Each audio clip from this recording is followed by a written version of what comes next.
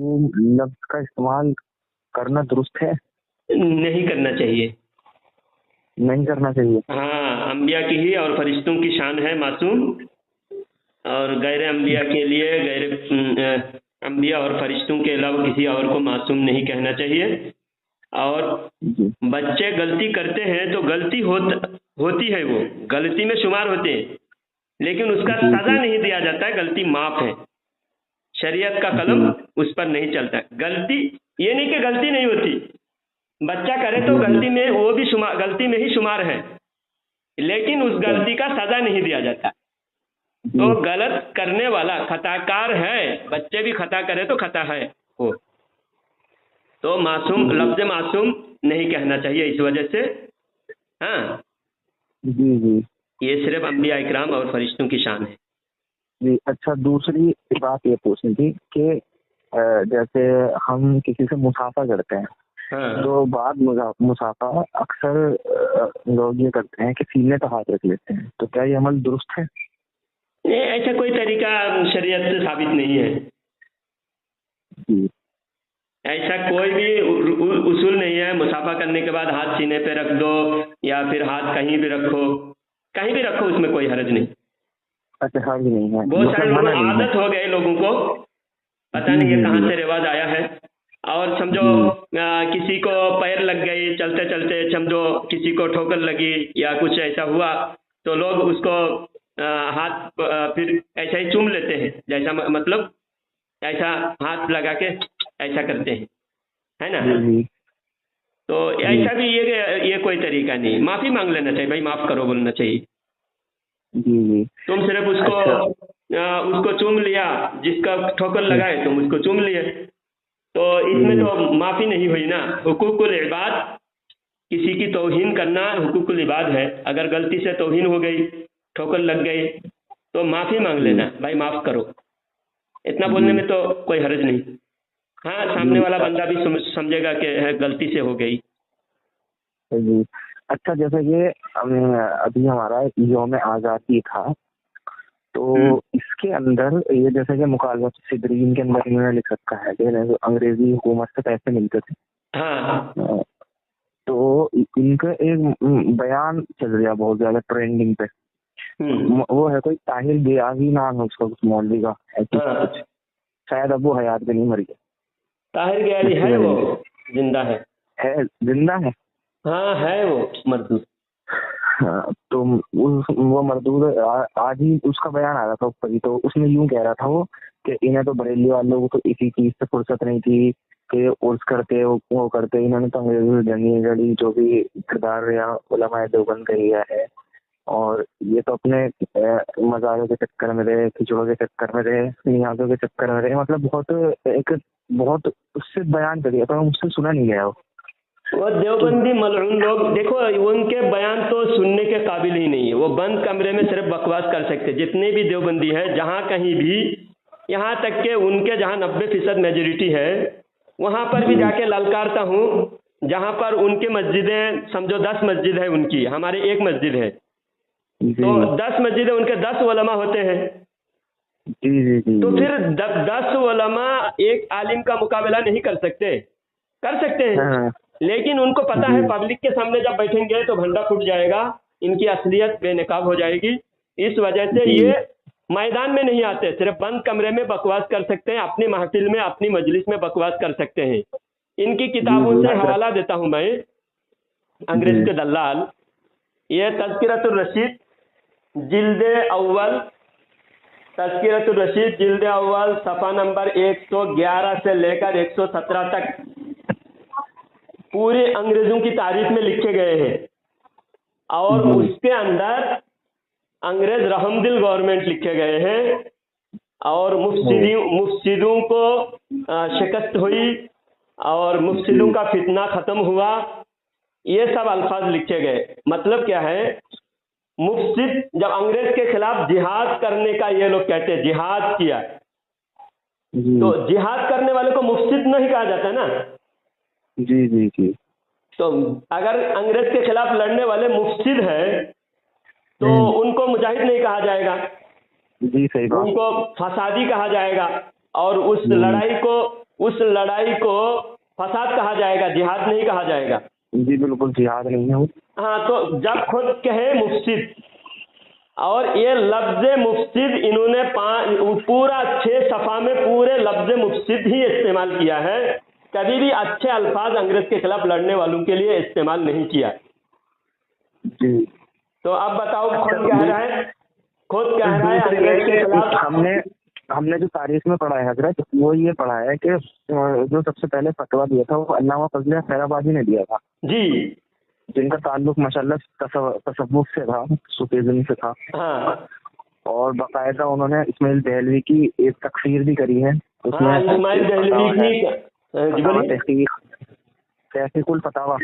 हाँ, तो इसमें तो इनके मतलब एक, अगर हम गूगल भी करें तो गूगल पे भी उन्हीं का नाम आता, हमारे वालों का, इनका तो आता ही नहीं कहीं भी। लेकिन ये फिर भी इतना गले फाड़ के बताया अपनी बात है ना कि हमने बहुत योगदान दिया है इसमें, आज़ादी में ये करा है वो करा है। तो हमारे उलमा के सामने इस बारे में डिबेट हो जाए, मुनाजरा हो जाए, उनको बोलना जो भी आपको इस तरह की जिस बंदे ने ये वीडियो शेयर कर रखी ना यूट्यूब के ऊपर, मुझे उसका नंबर मिल गया। आप कहो तो कॉल पे ले लो ना उसे। हाँ, कॉल पे ले लीजिए। जी मैं भी लेता हूँ।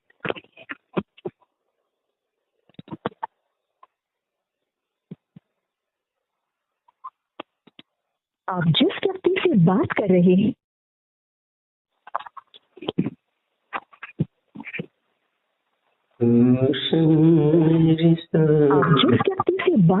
हैं उन्होंने आपके कॉल को होल्ड पर रखा है, कृपया लाइन पर बने रहिए। The person you are speaking with has put your call on hold. Please stay on the line. आप जिस व्यक्ति से बात कर रहे हैं उन्होंने आपके कॉल को होल्ड पर रखा है, कृपया। जी हजरत, बंद कर रखा है इस वक्त उसने अपना नंबर।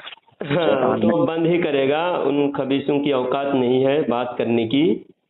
तो ये मैं बता रहा था कि पूरे पेज में लिखे हुए हैं मुफ्सिद, मुजाहिद नहीं लिखे, और फसाद लिखे, फसाद, जिहाद नहीं लिखे उन्होंने। और रशीद अहमद गंगोही को गिरफ्तार किया गया था, तो रशीद अहमद गंगोही ने अंग्रेजी हुकूमत के सामने सफाई पेश की कि मैं इस जिहाद का, इस फसाद का मैं मुजरिम नहीं हूँ, मैं बिल्कुल बरात का इजहार करता हूँ, मैं इस जंग से मेरा कोई लेना देना नहीं है। फिर अंग्रेज ने तहकीक भी की, तहकीक करके इनको बरी किया।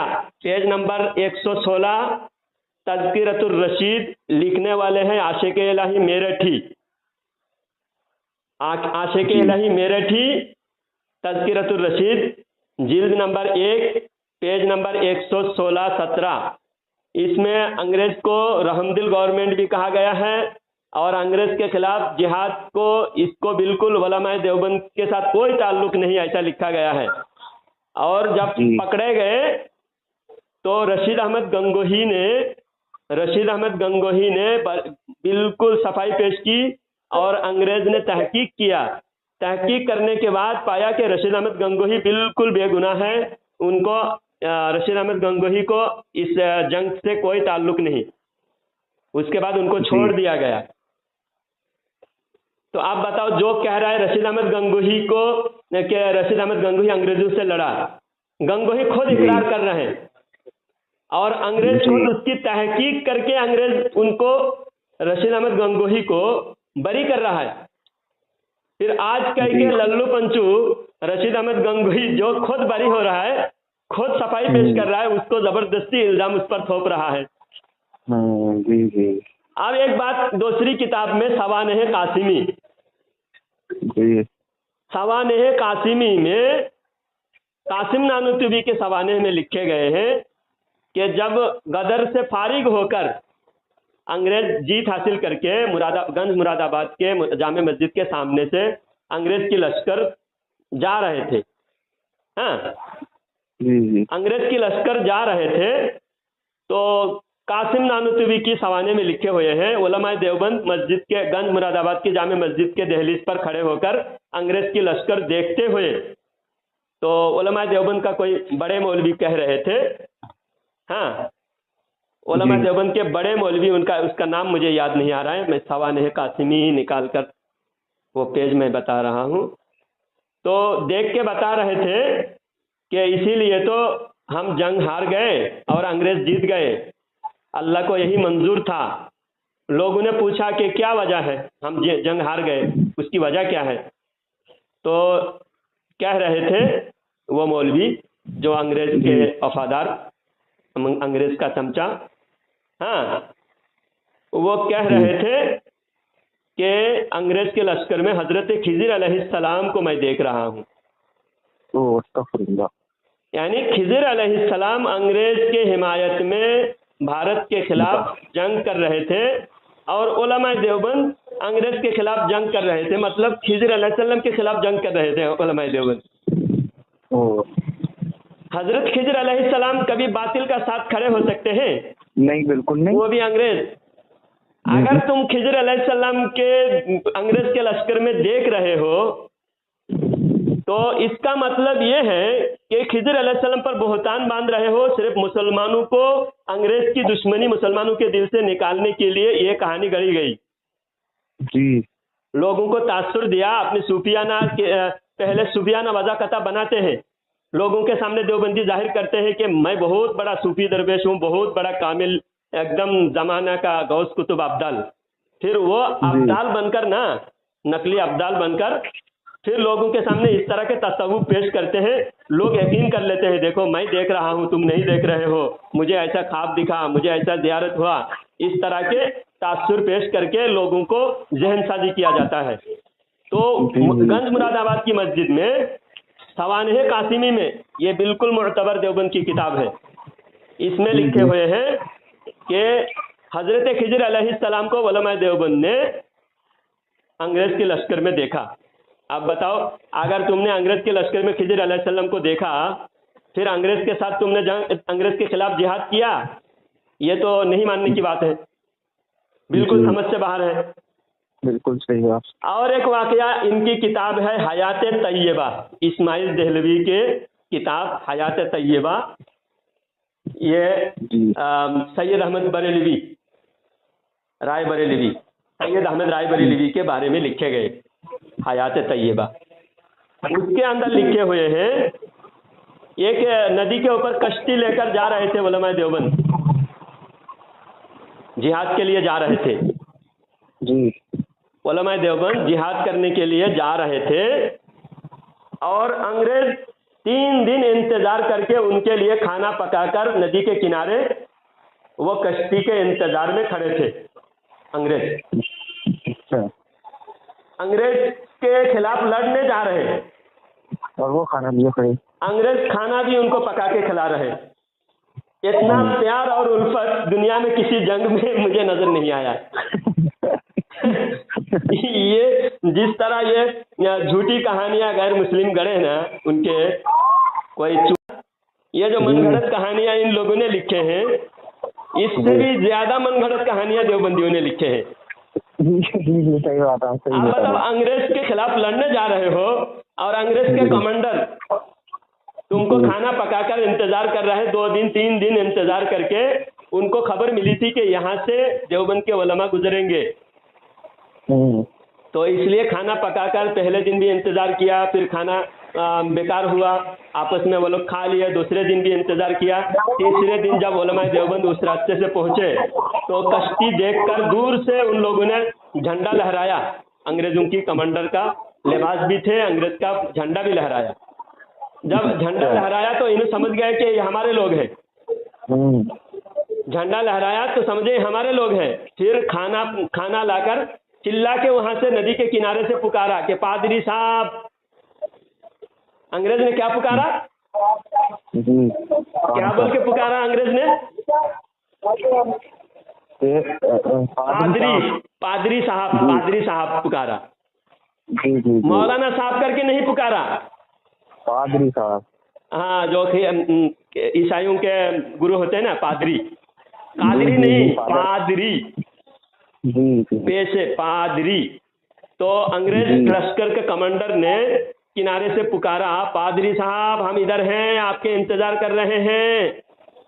तो फौरन मौलाना साहब जो थे, हाँ, ये इस्माइल देहलवी और ये सैयद अहमद राय बरेलवी, इन दोनों ने किनारे बोले कश्ती किनारे करो, किनारे करे, फिर जाके उनसे मुसाफा मुआनका किए। उसके बाद खाना लाए वो लोग, गरम गरम खाना था, और खाने में कौन सी बिरयानी थी, खिंजीर का था या क्या था, क्योंकि पादरी जब वो लोग ईसाई थे तो वही लाएंगे उनके हिसाब का ना।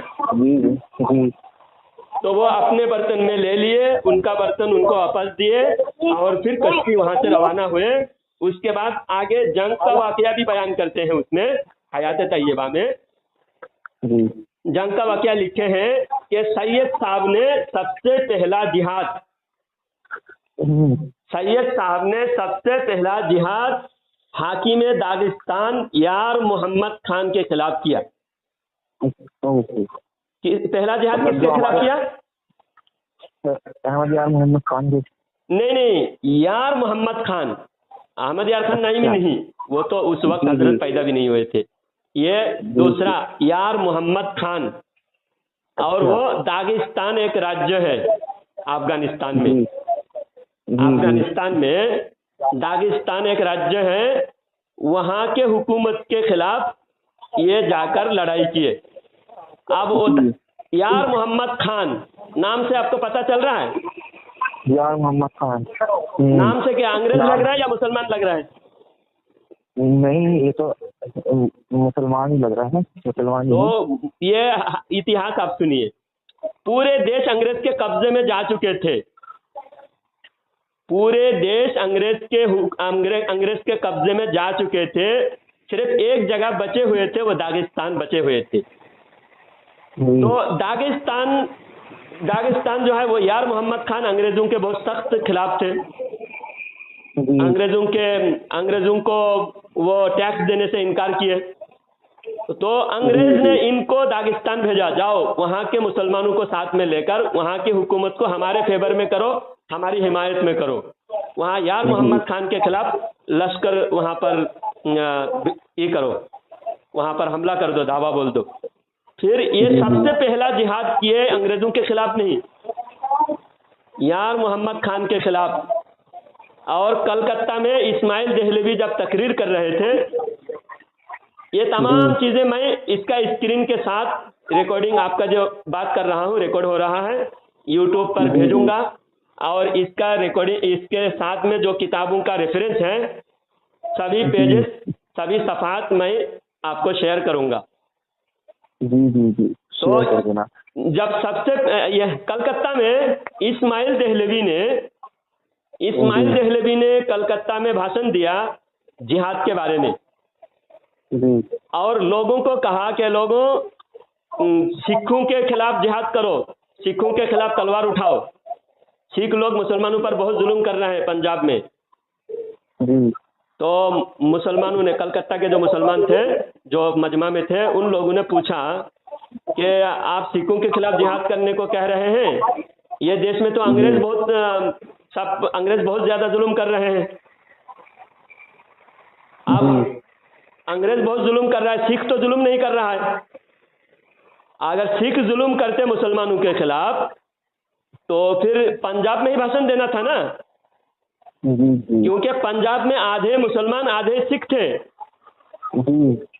तो पंजाब के मुसलमान खुद जानते हैं, उनके आस पड़ोस में रहते हैं सिख और मुसलमान।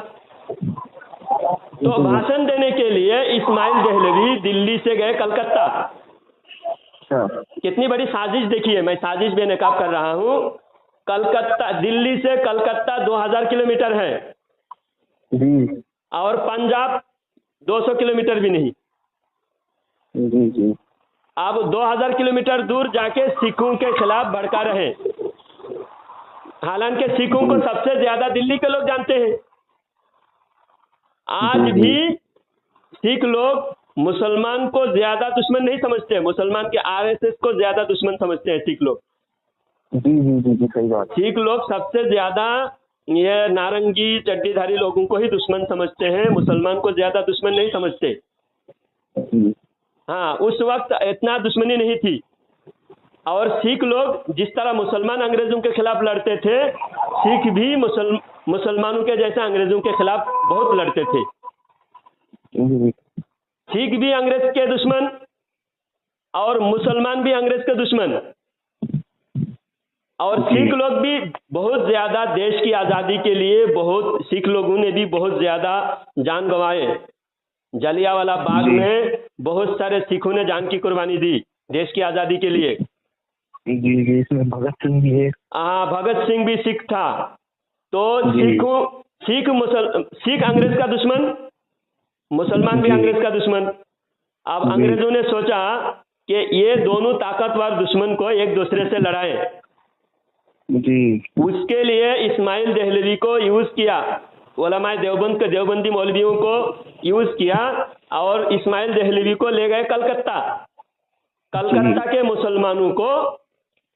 मुसलमानों को वहां पर भाषण दे रहा है कि देखो, सिखों के खिलाफ जिहाद करना फर्ज हो गया है, सिखों के खिलाफ जिहाद करो। तो वहां के मुसलमानों ने कहा कि अंग्रेजों के खिलाफ भी तो जिहाद करना जरूरी है, अंग्रेज बहुत जुल्म कर रहा है। तो इस्माइल देहलवी ने कहा, नहीं, अंग्रेज के खिलाफ जिहाद हरगिज फर्ज नहीं है, अंग्रेज की हुकूमत में हम अमन और शांति के साथ हैं। अंग्रेज हमारे बहुत ज्यादा हमारे अंग्रेज की हुकूमत में मुसलमानों को बहुत ज्यादा फायदा है। अच्छा। तो अंग्रेज का फायदा बयान किया। आप बताओ, अंग्रेज के खिलाफ इस्माइल देहलवी ने अगर जिहाद किया, जो सबसे बदनाम किताब इस्माइल देहलवी ने जो सबसे गलीज किताब लिखे हैं, उस किताब का नाम है तक़वियतुल ईमान। जी, तक़वियतुल ईमान जी। हाँ, तक़वियतुल ईमान को ईस्ट इंडिया कंपनी, जो अंग्रेज की हुकूमत का सबसे बड़ा, अंग्रेज की हुकूमत के पीछे जिसका हाथ है, वो सबसे अंग्रेज का बड़े हिमायती, जिसका नाम है ईस्ट इंडिया कंपनी। जी जी जी। जैसा आज देश का जो सारे माल प्रॉपर्टी गवर्नमेंट से खरीद रहा है, जैसा रिलायंस कंपनी है, आज के दौर में सबसे बड़ा कंपनी है, गोदरेज कंपनी, रिलायंस कंपनी, और ये अंबानी अडानी का जो कंपनी है, यही लोग आज भी देश चला रहे हैं, हुकूमत के पीछे इनका हाथ है। तो उस दौर में जो कंपनी था, उसका नाम था ईस्ट इंडिया कंपनी। तो आज भी बड़े बड़े कंपनियां हैं ना, गवर्नमेंट के साथ मिले हुए हैं। जी जी। उस दौर में ईस्ट इंडिया कंपनी ही देश को अंग्रेजों के कब्जे में दिया। तो उस कंपनी ने इस्माइल देहलवी की किताब तक़वियतुल ईमान 5 लाख कॉपी छापकर, उस दौर में इतने पढ़े लिखे भी नहीं थे, उसके बावजूद 5 लाख कॉपी उस किताब को छापकर अंग्रेजों ने फ्री में बांटा, ईस्ट इंडिया कंपनी ने। आप समझने की जरूरत है, जो अंग्रेजों के खिलाफ लड़े और उसकी किताब को ही अंग्रेज फ्री में बांटे, छाप के। जी जी जी। और ये इस्लाम का आईने इस्लाम है देवबंदियों के नजदीक। आईने इस्लाम लिख रखा, वो तो आईने इस्लाम है, यानी जिसके घर में तक़वियतुल ईमान नहीं है, उसके घर में इस्लाम नहीं है। जी जी। और जहाँ ये किताब ना हो, वहाँ पर इस्लाम ही नहीं है देवबंदियों का। यानी देवबंदियों के आज भी ढूंढा जाए तो 95% लोगों के घर में नहीं होगा। जी जी हजरत, जब मैं शुरू में असल में ऐसा था ना कि मैं भी जमात में गया था, बहुत पहले की बात है, तो मैंने देवबंदी को छोड़ दिया, 3 साल गई थी। लेकिन जब मैं उनके साथ था तो मैं जमात में गया था, तो मुझसे ये कहा गया था, एक तरह से रिकमेंड करा गया था कि एक बुक ले लो आप, बहुत ही बेहतरीन बुक है, मतलब तक़वियतुल ईमान। और ये किताब हजरत ने लिखा है, मतलब उन्हें कह रहे थे रशीद अहमद गंगोही, है ना, इसने लिखा है कि ये पैन इस्लाम है, और आजम भाई तुम्हें भी ये किताब लेनी चाहिए। जी। अच्छा, तो आईने इस्लाम है, अगर देवबंदियों के नजदीक आईने इस्लाम, रशीद अहमद गंगोही ने लिखा है आईने इस्लाम। आईने इस्लाम का मतलब होता है उसके बगैर इस्लाम इस्लाम रहता ही नहीं।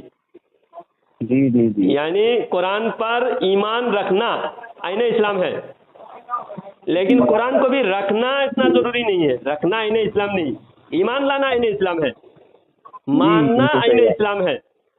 आप बहुत सारे मुसलमान के घर में कुरान नहीं है, तो क्या वो मुसलमान नहीं है क्या? जी मुसलमान है, बिल्कुल।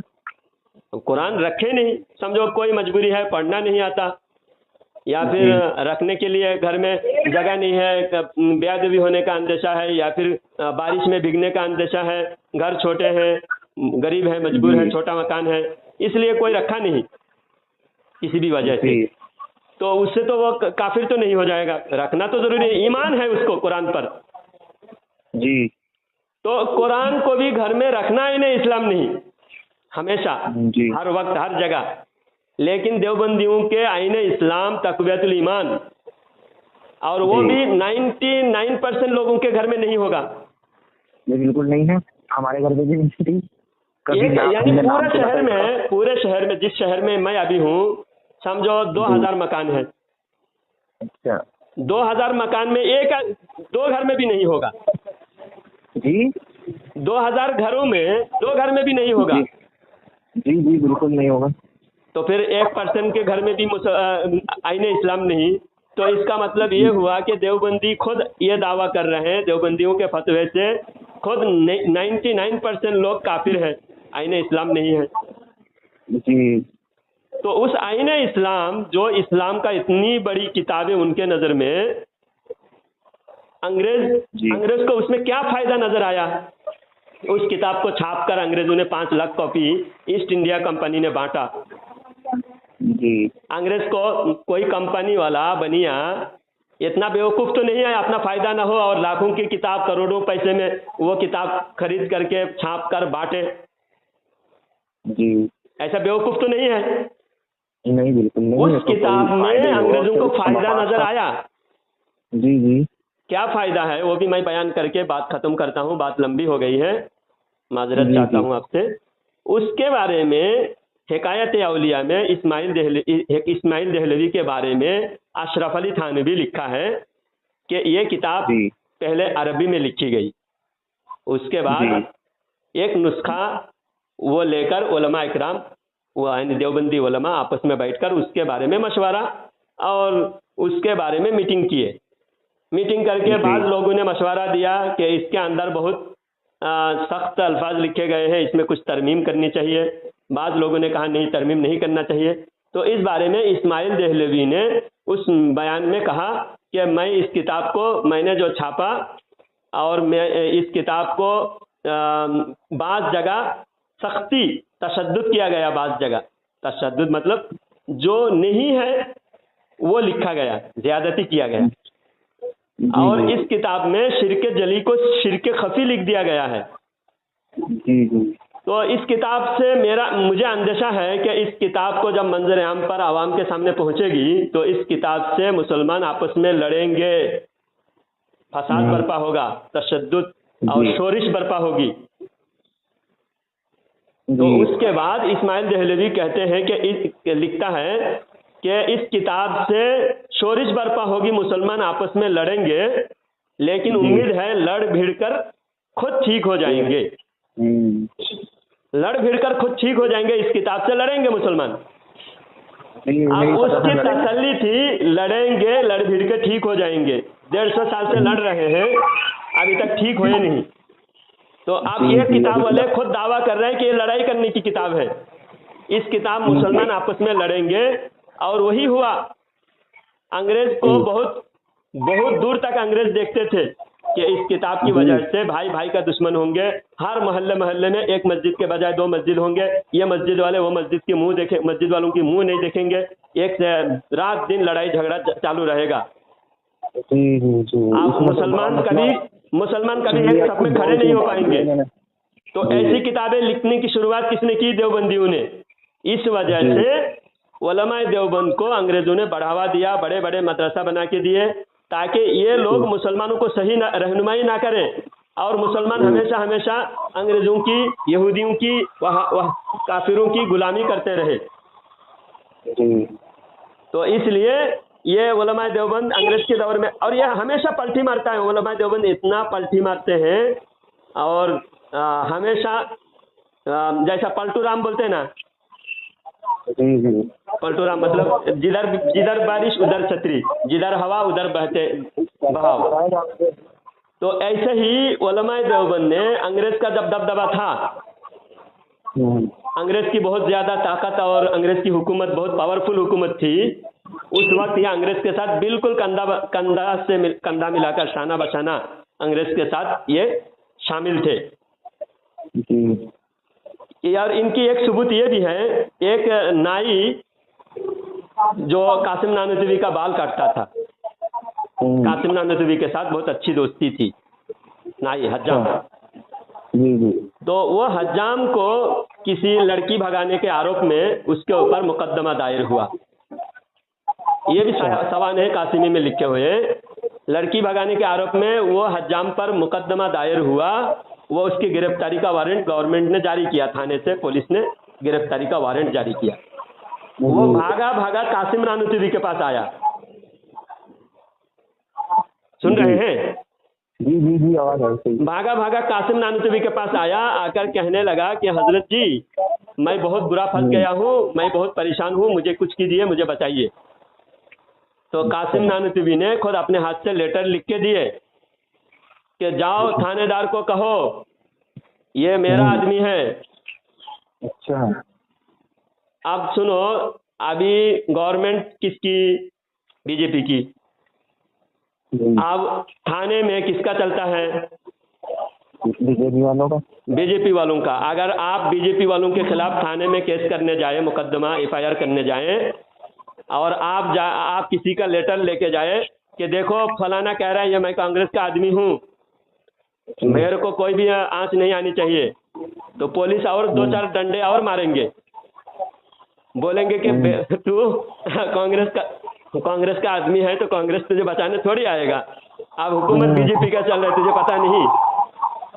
तो हुकूमत जिसकी है उसके आदमी का थाने में चलता है। अब अंग्रेज की हुकूमत के पास कासिम नानूतवी ने अपने हजाम को बचाने के लिए खत लिख के भेज दिया, जाओ थाने में दिखाओ और ये बताओ कि ये कासिम नानूतवी का आदमी है, इसके ऊपर कोई आंच नहीं आनी चाहिए। जब खत जाकर थाने में उसने जाकर दिखाया तो बिल्कुल उसको बरी कर दिया, सारे इल्जाम से बरी कर दिया और कहा कि इसके ऊपर कोई भी आरोप नहीं आने चाहिए, ये कासिम नानूतवी का आदमी है।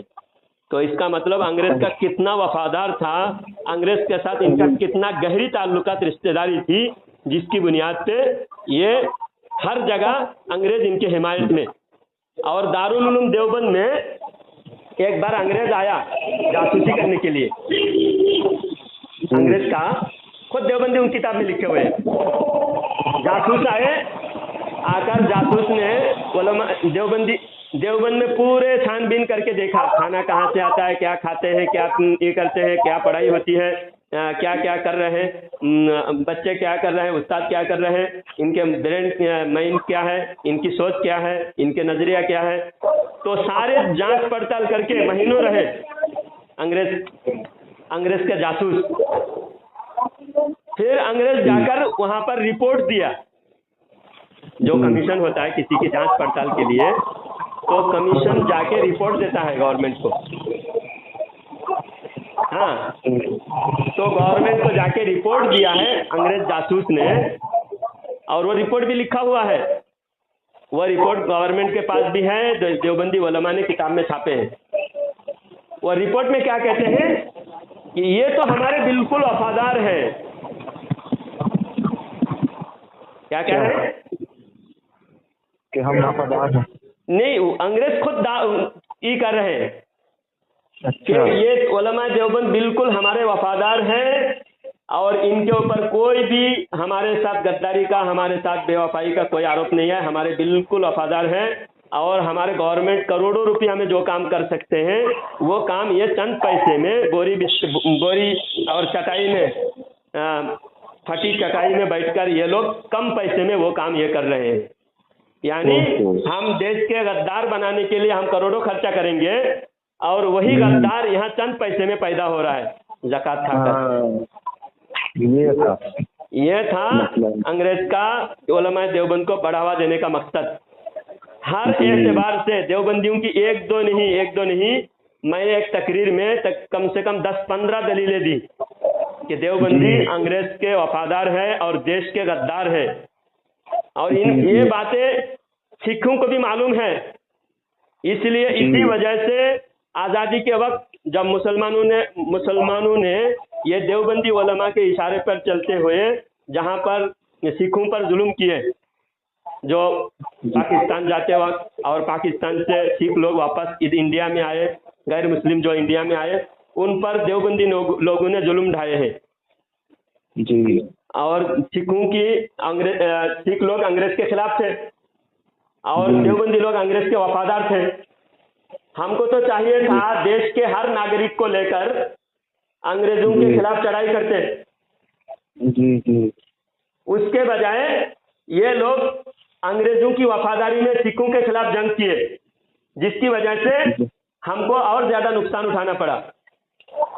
जी। मुनाफिक कभी भी काफिरों से ज्यादा मुनाफिक ज्यादा नुकसान करता है। जी। जंगे बदर का भी मिसाल पेश कर सकते हैं, जंगे वहुद का भी मिसाल पेश कर सकते हैं, करबला के मैदान भी देख लीजिए। हर जगह मुनाफिकों ने ही ज्यादा नुकसान किया इस्लाम का। हर एतबार से जहाँ पर देखते थे यहाँ मुसलमानों की तादाद कम है, अब मुसलमानों को कटवाने के लिए वहाँ पर जिहाद का हुक्म देते थे, चलो जिहाद करें ताकि मुसलमान काट के बदनाम हो।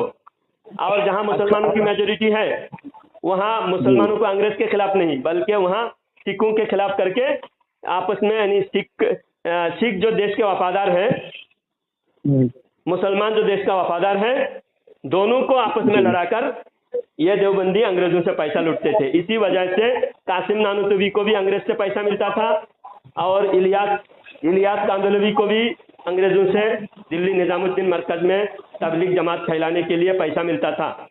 और खुद इसमें लिखा है नई कौम पैदा करनी है, यानी जो 1400 साल पुराना मुस्लिम कौम है वो 1400 साल पुराना कौम को बर्बाद करके उसमें तोड़ के उस कौम से बेवफाई और उस कौम के दगा करके एक नई कौम पैदा करनी है। एक नई कौम जी लिखा हुआ है, तो उसमें लिखा हुआ मौलाना इलियास और उनकी दीनी दावत में। इलियास और दीनी दावत, इसके पेज नंबर है तकरीबन 408 है लगभग।